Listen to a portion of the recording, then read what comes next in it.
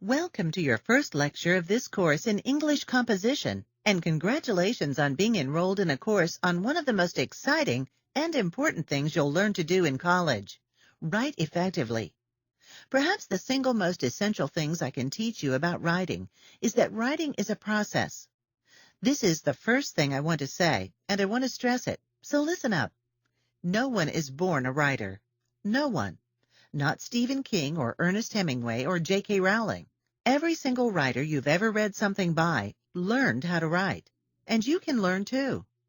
Yes, there are rules, and we'll speak about them, but writing is also about something called style. Just like how you dress in a certain way, you write in a certain way. And just as you might change your style of dress, you will likely over time change your style of writing. This course will help you consider what changes are necessary for you to make so you can come across as the most fashionable writer, grammatically correct and effective. So be gentle with yourself and remember that learning to write is no easy task, but rather something that must be done in small steps that we'll walk through together. You may have a lot to learn, but the concepts and skills you will learn in this course will help you for the rest of your life. Now that I've got you thinking about writing as a process, I want to ask that you continue on this journey patiently. The more effort you put into this course and your assignments, the more you'll get out of the experience. So please do understand both the magnitude and significance of learning how to write well. You absolutely must put in effort if you're going to be successful. So realize that now and make a commitment. So if writing is a process, what is this process and how do we get started? When we sit down to write an essay, the very first thing we must do is decide what our point is. In other words, what are we going to write about? This means more than having a topic. It means having an angle. Say you were assigned a paper on global warming. Global warming isn't a point, it's a topic. The difference is subtle but important. A topic is simply what you've been assigned to write. A point is what you have to say about it. Global warming is a topic, but a paper arguing that we must all participate to put an end to global warming because it is changing storm patterns and wreaking havoc on coastal communities. Now that's a point. And this point, in terms of formal writing vocabulary, is known as your thesis. So say we're writing this paper on global warming. We have our topic, global warming. We know what about the topic we want to discuss, the necessity of doing our part so climate change doesn't continue to destroy coastal communities. Now what? Next, we need support. In order for anyone to believe your point, you need to convince them. And this must be done through tangible evidence that people can comprehend and believe. We need to deliver the facts. When we speak to someone in a conversation, we have the advantage of back and forth communication, of questions and answers and clarification. So if you said to someone in conversation, "We need to put an end to global warming," they could ask you why, and you could follow up. But in formal writing, we have one shot to deliver our message, and that message must be clear, well organized, and appropriately stated. All potential questions your readers might have must be answered up front, before they can even ask them. That's the secret to writing a convincing and well-supported paper. Consider this example. Hurricane Katrina was just the beginning. If we don't start paying attention to global warming now, we'll have many more instances like Katrina on our hands. Destructive storms such as this one are merely a warning that global warming is in full effect. Rising temperatures are melting polar ice caps. Melting ice caps, in turn, are causing sea levels to rise and encroach upon land that serves as the home for countless global communities. We must act now, and we must all take responsibility. This writer doesn't only say Katrina was bad, and if we don't make changes, we'll have more Katrinas. Instead, she gives us information that allows readers to connect the dots. By reading this paragraph, we learn that melting ice caps are causing a surge in water levels, and these increased water levels are becoming dangerous for communities situated along coasts. This is evidence. Allow me to take a moment to reiterate a few things. First and foremost, writing is a process that requires development and revisiting in order to perfect. When we write essays for school, we must turn topics into arguments that have thesis statements. We then must support these thesis statements with evidence. When you're sure you understand this much, take a deep breath because you've come a long way and now have an important foundation of some of the most challenging aspects of writing. The remaining two steps of the process include organization and revision. Let's chat about them. Organization. What does this mean to you? At the moment, when I think about organization, I think about how messy my desk is. I have highlighters out, pens, books, a cup of tea, a bottle of water, tissues, Post-it notes stuck to my monitor with ideas I have for creating this lecture. Everything is everywhere. I'm getting things done, but before I leave my desk come the end of the day, I'm going to need to make sure everything is in its right place. You might think of a first draft of your paper this way. At first, as writers, we need to get everything out. Just write. Get your ideas down first. Worry about organization later. Why? Because writing is a process, and the first part of actually writing is simply generating ideas. Of course, when we go to actually submit our work, be that to a teacher, a boss, or a magazine editor, we must make sure it is not only grammatically correct, but flows logically and is well organized. We'll get there in time. Don't worry. Before I say any more about the actual process of writing, there are a few things I want to say about what writing is and what purposes it serves. We write for many reasons. We write essays for school, letters to friends, emails to our coworkers. We write grocery lists. We write invitations. Perhaps we write in a journal or a diary. The point is that writing is timeless, and it's something we do every single day in some form or another. All of the purposes I mentioned above are different from one another. Jotting down a few items on a grocery list is not the same as preparing an essay on global warming for school. But what do these two forms of writing have in common? They serve a purpose. Grocery lists help us remember what to pick up for dinner, and essays for school help us learn how to formally organize our thoughts on paper. To be an effective writer, you must learn how to adjust your speech and style depending on your purpose. Just the way you're not going to generate 4 pages of proofread paragraphs to visit the grocery store, you're also not going to generate a list of misspelled words and phrases on a piece of scrap paper, call it an essay, and turn it into your English instructor. In order to determine how you should write, you must first determine who your audience is. Who will be reading your work, and what will that person's purpose be? If you're sending a quick email to your mother to let her know you found her missing necklace, the audience and purpose is obvious. Your mom is your audience, and your purpose is to let her know you've found something that belongs to her. But what if you're writing something more complicated for school? Who is your audience? What is your purpose? Be sure to consider this at all times, in everything you write. I've been a writer in some form or another for as long as I can remember. I had diaries as a child, journals as I matured, formal articles and publications today as a professional writer.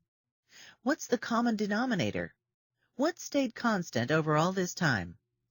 Well, I always wrote. In the words of an old teacher of mine, writers write.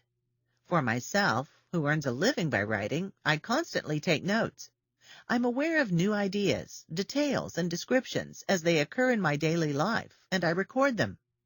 Getting to the place where I recognize these ideas took practice. In order to think like a writer, I had to act like a writer. Acting like a writer is pretty easy, really. You simply have to put pen to paper or fingers to keyboard. As you embark upon your journey as a writing student in this course, I highly recommend that you use a journal. Maybe this will be a pen and paper journal, or maybe it will be a document on your computer. The specifics of the journal itself don't matter. All that matters is that you use it. And the rules for journal writing are simple. Just use it. It doesn't matter what you write or how much. The most important thing about your journal is that you make appointments to open it and keep those appointments. Try it. Write for 5 minutes today. Maybe you'll write about what it feels like to have a journal. Maybe you'll write about how uncomfortable it is for you to be trying to use a journal. Or maybe you already have a journal and you can write about what it feels like to be told to write in your journal. The bottom line is that when you think on paper, the entire process of writing will become more comfortable to you. And the more often you write and the more you let out, the more the act of writing will become something you understand and embrace. I promise. Okay, let's shift gears a bit and talk about using a computer to write. I have one major piece of advice. Save your work. Losing paragraphs of hard work is one of the most frustrating experiences a writer can encounter. So instead of putting yourself in a position to curse at your monitor, save your work and do so frequently. If you have access to a printer, I also recommend printing your work. And I don't just mean your final draft, but places in between too. Having a physical copy of your work will help you feel reassured that you can't lose everything. It will also help down the road when we get to revision. I've introduced what writing is and why we do it. Now let's talk more about how we do it. The absolute first step in writing, and my personal favorite part of the process, is called pre-writing. Pre-writing is a tricky term, a misnomer in fact, because pre-writing is very much writing. There are a few different techniques that your textbook introduces for pre-writing, and I'll speak about them in the lecture too. I recommend that you try them all out, and then see what feels right to you.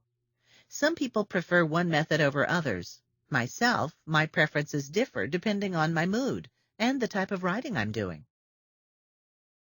Free writing is the first technique I want you to become familiar with. Free writing is popular with many writers. When we free write, we simply write freely, just as the name suggests. Put your pen to paper, your fingers to your keyboard, whatever will allow you to move quickly and comfortably, and just write. The only rule that I give to my writing students is that you can't stop. Give yourself a specific period of time, maybe 10 minutes at first, maybe 30 minutes eventually. The only rule is write. Don't stop. Don't think too much. Don't worry about your grammar or spelling. Don't worry about where you should start a new paragraph. Don't worry about anything. When free writing, there are no mistakes. You can't do anything wrong because you're just warming up and connecting to the act of writing itself. Maybe you'll generate some fantastic ideas when you return to your work later, or maybe you won't. And if you didn't come up with much you can use right away, that's okay. Free writing is similar to warming up before we go for a run. It's a way to stretch our writing muscles and get our minds thinking like writers before we actually dive in and start worrying about the finer details. Questioning is another pre-writing technique. We free write in order to generate material quickly without stopping and without judgment of what comes out. Questioning is quite different. The method is exactly what it sounds like. When using this pre-writing technique, we generate a list of questions about the topic we're writing about. Depending on your preferences and style, questioning might be a good way to help you zoom in really close to your material. If you're the type of writer who leaves out important details, generating a list of questions can help you capture the essence of the things you need to cover. Returning once again to the topic of global warming, before we even get started, we might want to ask ourselves questions like this. What is global warming? Why is global warming something we must pay attention to? Who is global warming affecting? When did it start? How can we control it? By generating a list of questions, you have a list of things you know you must cover when you actually write your essay. After you generate the questions themselves, go back and answer them. You'll be surprised by how much material you'll have generated. Some writers, myself included, use the questioning technique after doing some free writing. Try them together. I find it to be an especially useful combination. Lists are another technique used in the pre-writing stage of essay writing. Sometimes known as brainstorming, list generating is just what it sounds like. Whereas free writing is a great way to generate full sentences and complete thoughts, and questioning is a nice way to know what material you want to be sure to cover, list making falls somewhere in between. To try it, jot down words and phrases and ideas as they come to you, not really worrying about how they fit together or what purpose they will serve. Make your list as much as you can. You can return to your list later and make sense of it. Give this technique a try to see how it feels for you and your writing process. And remember that there's no such thing as a bad or wrong list. Clustering, also known as diagramming or mapping, is yet another pre-writing technique. This is another of my favorites, and a big hit with students, especially those who learn best visually. There are no questions to be answered, no full sentences to write. Instead, when clustering, you actually make a diagram or map of your topic. Your book shows a nice example of a cluster diagram. The main topic, movie-going, is situated in the center of the diagram in a large circle. The writer then draws a series of lines away from the topic to describe the reasons why she doesn't like going to the movies. Her reasons include too many people, might see old boyfriend, noisy people, and temptations. As you can see, these details are connected to the topic with a single line. Using more circles and lines, the writer then diagrammed how each of those details can be broken down further. For example, her temptations include both chocolate bars and popcorn. Too many people, we learn, are found both in the traffic she sits in to get to the theater, as well as in line at the box office. The noisy people are both teenagers and adults, which, as you can also see, she breaks down further. Give this one a try. It's fun. The final pre-writing technique I want to introduce is preparing a scratch outline. I find this process nicely follows one of the other techniques, especially list making. The difference between scratch outlines and the other techniques you just learned about is that a scratch outline attempts organization. When you outline your work, you put it in the order you think it should exist in your paper. Your scratch outline, once completed, is a plan that will help you stay focused when you write your first draft. And if you go to fill it in and find that you don't have enough information, it's a sure sign that you need to do more pre-writing. Take a look at the sample scratch outline in your book, then try one of your own. Once you've finished pre-writing, you're ready to dive in and create the first draft of your essay. Remember, it's only a draft. First drafts are never final drafts, or at least if you're trying to be successful in your writing, they never should be. If you got stuck while creating your first draft, that's completely fine and to be expected. Sometimes when I'm working on an early draft, I just leave myself a note such as, "Need more details here," or "Don't forget to add evidence to support this point." And then I keep chugging along. You can return to your blank spots or notes and make your draft fuller later. The point of a first draft is to have something to work from. It's the bridge between your pre-writing and your polished work. But suspend judgment. First drafts are rough, and no one expects them to be otherwise.